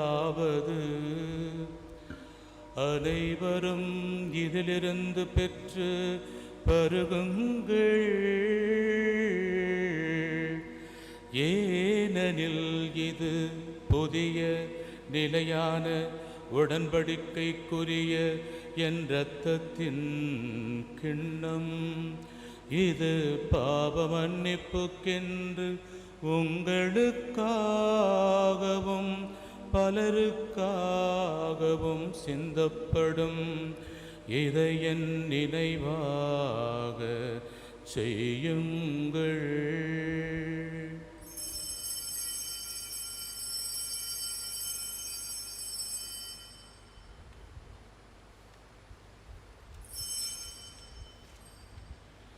நம்பிக்கையின் மறைபொருள். ஆண்டவரே, நீர் வருமளவும் உமது இறப்பினை அறிக்கையிடுகின்றோம், உமது உயிர்ப்பினையும் எடுத்துரைக்கின்றோம். ஆகவே ஆண்டவரே, நாங்கள் கிறிஸ்துவின் இறப்பினையும் உயிர்ப்பினையும் நினைவு கூர்ந்து வாழ்வு தரும் அப்பத்தையும் மீட்பளிக்கும் கிண்ணத்தையும் உமக்கு ஒப்புக் கொடுக்கின்றோம். உம் திருமுன் நின்று உமக்கு ஊழியம் புரிய தகுந்தவர்கள் எங்களை ஏற்றுக்கொண்டீர். எனவே உமக்கு நன்றி செலுத்துகிறோம். மேலும் கிறிஸ்துவின் உடலிலும் இரத்தத்திலும் பங்கு கொள்ளும் எங்களை தூய் ஆவியால் ஒன்று சேர்க்க வேண்டுமென உம்மை தாழ்மையுடன் மன்றாடுகின்றோம். ஆண்டவரே, உலகெங்கும் பரவியிருக்கும் இது திரு அவையை நினைவு கூர்ந்தருளும். குறிப்பாக எங்கள் திருத்தந்தை பிரான்சிஸ், எங்கள் ஆயர் மால்கம் ரஞ்சித், எல்லா திருநிலையினர், அதிலும் குறிப்பாக இரட்சகர் சபையினராகிய எங்கள் சபையில் பணியாற்றுகின்ற குருக்கள், ஆயர்கள், இருவாழ் துறவியர்கள், குருமட மாணவர்கள், எங்கள் பராமரிப்பின் கீழ் இருக்கின்ற அனைத்து பங்கு மக்கள் மற்றும் எங்களுடைய தியானத்திலே பங்கெடுக்கின்றவர்கள், ஜெப உதவி கேட்கின்ற ஒவ்வொருவரையும் உமது கரங்களில் ஒப்படைக்கின்றோம். நீதாமே உமது அருள் ஆசிரை இரக்கத்தை பொழிந்து பேரன்பால் அவர்களை மீட்டு உமது திரு அவை அன்பில் நிறைவு பெறச் செய்தருளும். உயிர்த்தெழும் எதிர்நோக்குடன் துயில் கொள்ளும் எங்கள் சகோதர சகோதரிகளையும், குறிப்பாக எங்கள் ஜெப உதவியை கேட்டிருக்கின்ற ஒவ்வொரு பிள்ளைகளுடைய தேவைகளையும் தீர்த்து வைத்தருளும். குறிப்பாக இறந்தோர் அனைவரையும் இரக்கத்துடன் நினைவு கூர்ந்து உமது திருமுக ஒளியினுள் ஏற்றருளும். எங்கள் அனைவர் மீதும் இரக்கமாயிரும். கடவுளின் கன்னித்தாயான புனித மரியா, அவருடைய கணவரான புனித யோசேப்பு, புனித திருத்தூதர்கள், இவ்வுலகில் உமக்கு உகந்தவராயிருந்தோர் ஆகிய புனிதர் அனைவருடனும் நாங்கள் அலைவாழ்வில் பங்கு கொள்ளும் தகுதி பெற்று உம் திருமகன் இயேசு கிறிஸ்து வழியாக உம்மை புகழ்ந்தேத்தும் வரம் அருள உம்மை மன்றாடுகின்றோம்.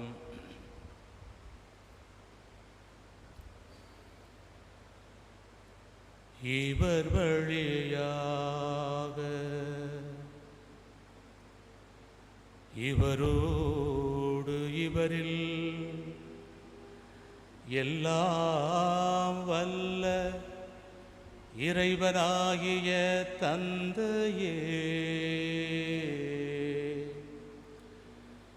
தூய ஆவியாரின் ஒன்றிப்பில் எல்லா புகழும் ஆட்சியும் என்றென்றும் உமக்கே உரியதே.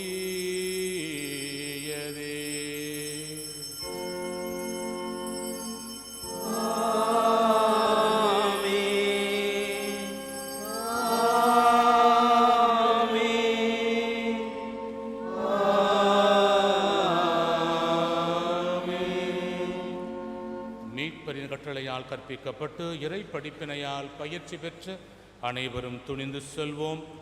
எங்கள் தந்தையே, உமது பெயர் தூயதென போற்ற பெறுக. உமது ஆட்சி வருக. உமது திருவுளம் விண்ணுலகில் நிறைவேறுவது போல மண்ணுலகில் நிறைவேறுக. எங்கள் அன்றாட உணவை இன்று எங்களுக்கு தாரும். எங்களுக்கு எதிராக குற்றம் செய்வோரை நாங்கள் மன்னிப்பது போல எங்கள் குற்றங்களை மன்னியும். எங்களை சோதனைக்குட்படுத்தாதையும் தீமையிலிருந்து எங்களை விடுவித்தருளும்.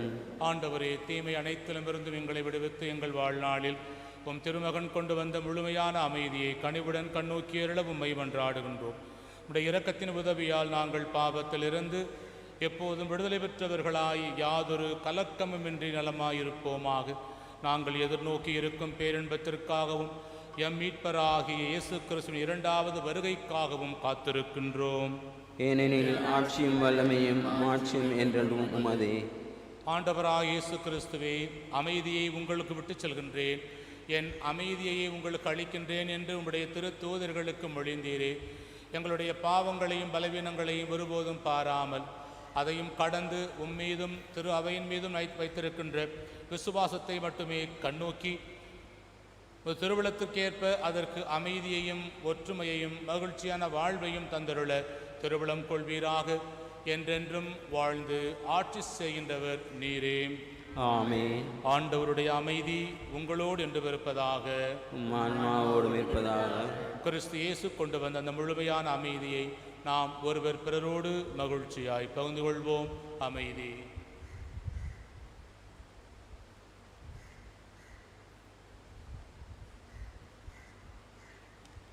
உலகின் பாவங்களை போக்கும் இறைவனின் சமதியே, எங்கள் மேல் இரக்கமாயிரும். உலகின் பாவங்களை போக்கும் இறைவனின் சமதியே, எங்கள் மேல் இரக்கமாயிரும். உலகின் பாவங்களை போக்கும் இறைவனின் சமதியே, எங்களுக்கு அமைதியை அளித்தருளும். இதோ இறைவனின் செம்மறி, இவரை உலகின் பாவங்களை போக்குகின்றவர். இவர் தருகின்ற திருவிருந்திலே கலந்து கொள்ள வந்திருக்கின்ற ஒவ்வொருவருமே பேறு பெற்றோர். ஆண்டவரே, நீர் நிலத்தில் எழுந்தருள நான் தகுதியற்றவன். ஆனால் ஒரு வார்த்தை மட்டும் சொல்லியருளும், எனது ஆன்மா நலமடையும்.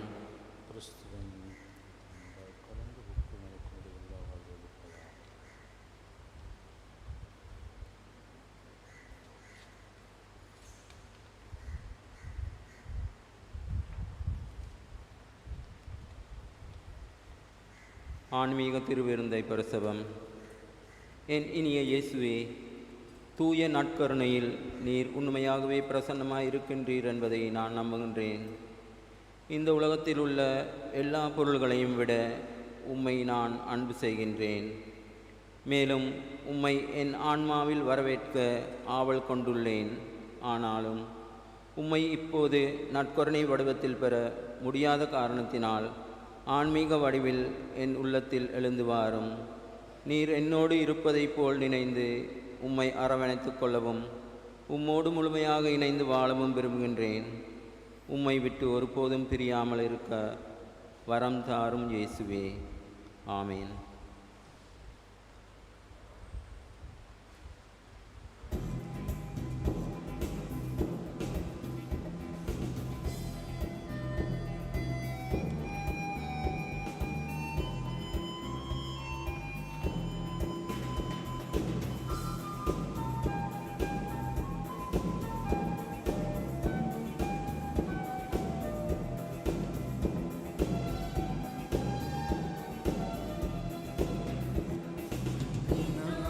இயேசு என்னுள்ளம் தேடி வருகின்ற நேரமிது. என் ஆன்மாவரை ஏற்றி போற்றி மகிழும் வேளை இது. என் இயேசு என்னுள்ளம் தேடி வருகின்ற நேரமிது.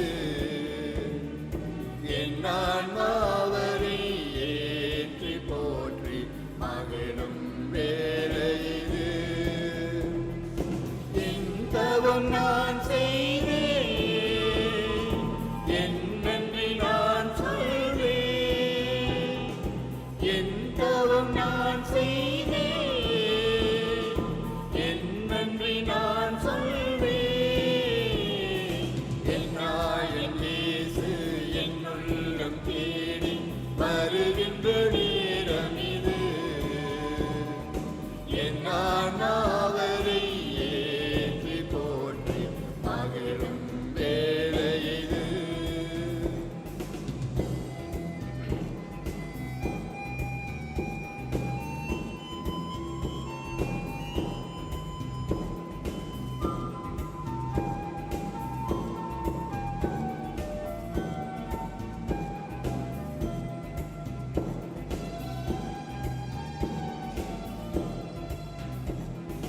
பசியால் வாடும் வேளையின் நிலையில் பாவினாய் நின்றிருந்தேன். பரமன் இயேசு என் பாவத்தை அகற்றி அருளமுதைந்தார். பசியால் வாடும் வேளையின் நிலையில் பாவினாய் நின்றிருந்தேன்.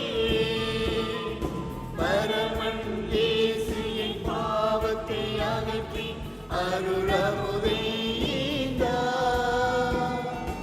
அருளமுதைந்தார். என் இயேசு என் உள்ளம் தேடி வருகின்ற நேரமிது.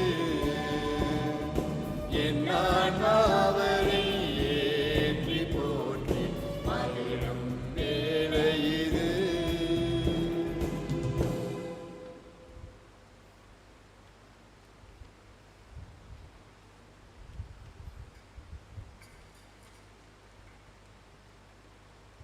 Good morning. Good morning, Father.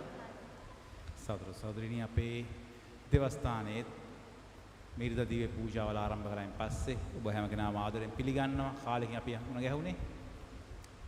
අපි ඕගොල්ලන්ට දේවස්ථානයේ දොරවල් ඇරලා තියෙනවා. පූජාවලට සහභාගී වෙන්න පුළුවන්. සාමාන්‍ය විදිහට අපේ පූජාවල් පැවැත්වෙනවා. කිසි වෙනසක් නැහැ.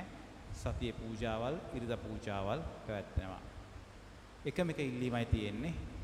ඒ තමයි කරුණා කරලා අපේ හෙල්ත් ගයිඩ්ලයින්ස් ෆලෝ කරන්න. ඒ තමයි ෆේස් මාස්ක් එක දාගන්න, මීටර එක දුරින් ඉන්න, ඒ වගේම අත හොදගන්න අපි ටැප්ස් හයි කරලා තියෙනවා. ඒ වලින් අත හොදගෙන ඉන්න. ඒ වගේම නිතරම පූජා වෙලාවෙත් පූජා ඉවරලත් ෆේස් මාස්ක් එක ඔය මුඛාවරණය දාගෙනම ඉන්න. කතා කරන්න වෙනවා නම් කායකාරී අතේ දුරින් ඉඳගෙන කතා කරලා යන්න. ඒ හෙල්ත් ගයිඩ්ලයින්ස් ෆලෝ කරන්න කියලා ඉල්ලා සිටිනවා. ඉතින් හැමෝටම ලස්සන දවසක්. ඒ වගේම ජේසුගේ ආශිර්වාද ලැබෙන සතියක් ප්‍රාර්ථනා කරනවා. God bless you.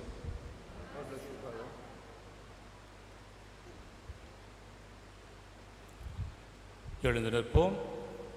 ஆண்டவருக்கு நன்றி செலுத்துவோம். மன்றாடுவோமாக. உலக மீட்பரே இறைவா, விண்ணக மறை நிகழ்வுகளால் நீர் நிறைவு செய்தவும் மக்களுடன் கனிவாய் தங்கியிருக்க உம்மை வேண்டுகின்றோம். பழைய நிலையிலிருந்து வாழ்வின் புதிய நிலைக்கு நாங்கள் கடந்து செல்ல செய்வீராக. எங்கள் ஆண்டவராகிய கிறிஸ்து வழியாக உம்மை மன்றாடுகின்றோம். ஆமென். ஆண்டவர் உங்களோடு இருப்பாராக. உம் ஆன்மாவோடும் இருப்பாராக. எல்லாம் வல்ல இறைவன் தந்தை, மகன், தூயாவியார் உங்கள் அனைவரையும் நிறைவாய் ஆசீர்வதிப்பாராக. ஆமென். மீட்பர் காட்டிய வழியினில் நாமும் வாழ்ந்து பேரிரக்கத்தையும் அக்கறையையும் பரிவையும் காட்டுகின்ற மக்களாக வாழ சென்று வாழுவோம். திருப்பலி நிறைவேறிற்று. இறைவா உமக்கு நன்றி.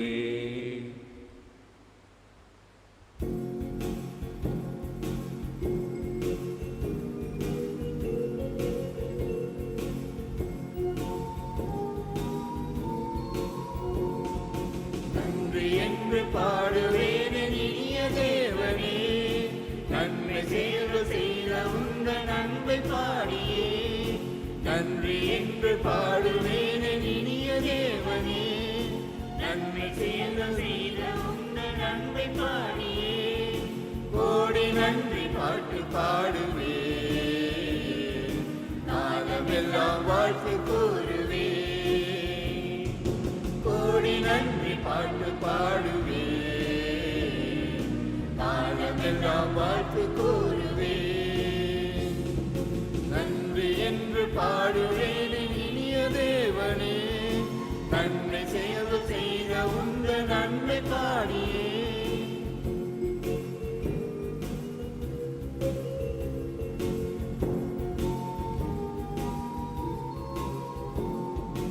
உயிர்யாவும் வாழ நல்லுலகை படைக்கிறார், உறவு வாழ்வு வளர நல்லுள்ளம் படைக்கிறார். நிஜங்கள் யாவும் இருக்க நற்செய்தி தந்ததார், நிலவை துன்பம் மறைய திருவிருந்தை அளித்ததார். பகிர்ந்து வாழ்வில் வளர நல் மனதை கொடுத்ததார், பரம நன்றி வாழ அருள்வார்கள் பொழிந்ததார். நன்றி என்று பாடுவேன் இனிய தேவனே, நன்மை செய்த உந்த நன்மை பாடியே. நன்றி என்று பாடுவேன் இனிய தேவனே, நன்மை செய்த உந்த நன்மை பாடியே. அனைவரும் சேர்ந்து சொல்வோம். இயேசுவின் நற்செய்தியை அடையாளத்தினாலே எங்கள் சத்துருக்களிலிருந்து எங்கள் ரட்சித்தருளும். எங்கள் சர்வேஸ்வரா, பிதா, சுதன், பரிசுத்த ஆவியின் பெயராலே ஆமென்.